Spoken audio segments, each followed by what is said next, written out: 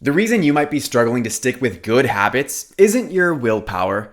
It's that you've never clearly defined your personal standards. I'm Brian Ford.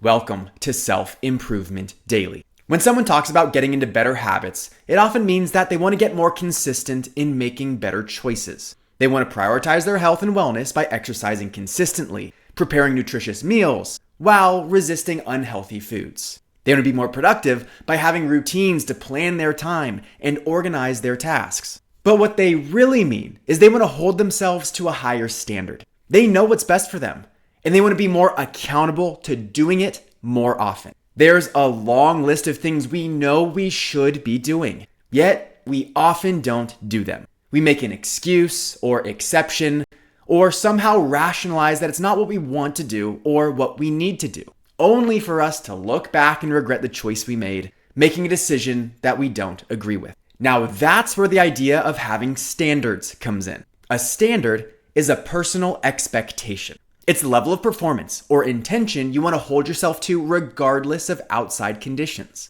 The problem is, many people have a hard time enforcing a higher standard for themselves because they haven't clearly defined the expectation. They want to eat healthier, but what does that mean? They want to get a workout in every day, non-negotiable, but does that include a long day spent walking around a theme park with their kids? Who's to say? When there's gray area, there's room left for interpretation, and the unconscious mind will shape it into whatever it wants. And by nature, the unconscious mind wants us to be lazy, experience short-term pleasure, and do the safe thing, even though we know it comes with long-term consequences. But when you clearly define your standards and you make them more objective and easy to measure against, you remove the gray area. You set the expectation and clearly know if your choices are in integrity with it or not. Susan Pierce Thompson calls this having bright lines, because if you begin to cross it, you know without a doubt that it's happening. My personal system for reviewing my day to know how I did against my standards is I fill out my self-improvement scorecard.